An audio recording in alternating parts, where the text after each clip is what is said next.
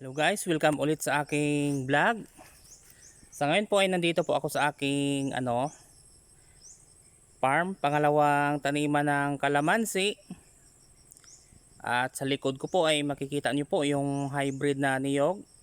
4 to 5 years ay nagkakaroon na po ng bunga. Bali ito po yung mga tanim kong lansones sa gilid ng daanan. Gilid talaga ito ng daanan kasi nga daanan ito ng kalabaw namin dati. Kaya tinaniman ko ng lansones sa gilid para maganda tingnan.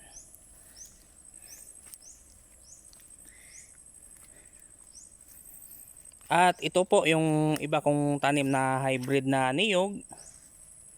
At sa bandang ibaba ay mga lansones at saging. At syempre meron din pong kalamansi.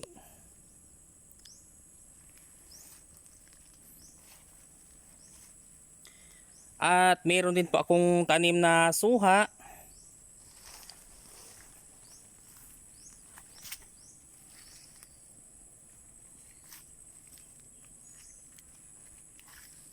Bali ito po yung yung libangan ko pag wala akong ginagawa sa bahay.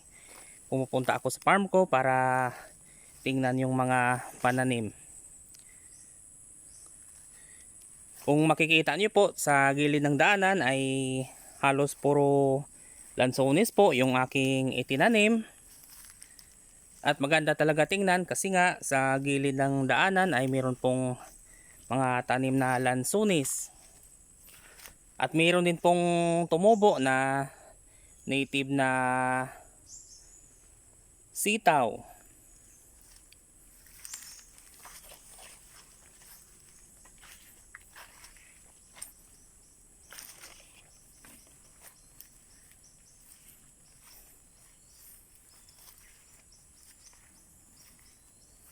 Ito po yung mga lansones, itinanim ko noong high school pa ako. At sa ngayon po ay mayroon pa itong mayroon pong bunga. Kaso mga maliliit pa lang yung bunga. At ito naman po yung batuan, yung bunga nito ay yung maasim, yung hinahalo sa sinigang. At ito naman po yung tanim kong orange.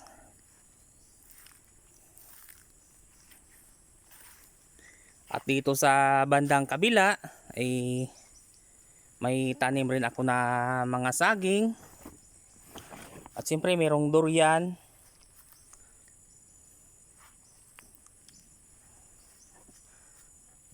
At yung iba ko pong saging ay mayroon na pong bunga. At sa ngayon po ay nandito po ako sa bandang itaas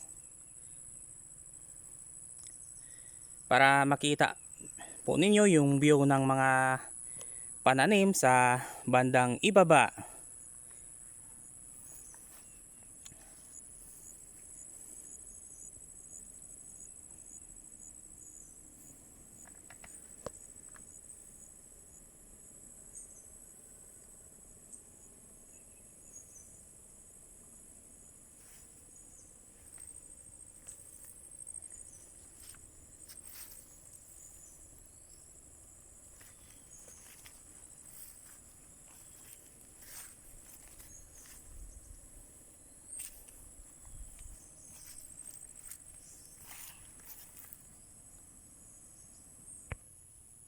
At kung makikita niyo po, ito po yung yung native na sitaw. Bali tumubo lang po ito dito nang ginabitan ko ng pamatay damo yung mga damo ay tumubo itong sitaw. Ito po ay yung native na sitaw. Meron na ngang yung mapagkuna ng binhi. Ito meron din pong bunga.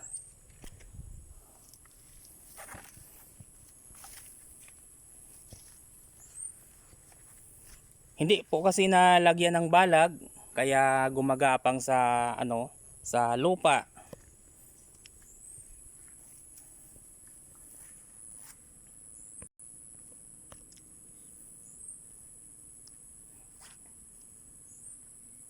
So hanggang dito lang muna guys at maraming salamat sa inyong panonood.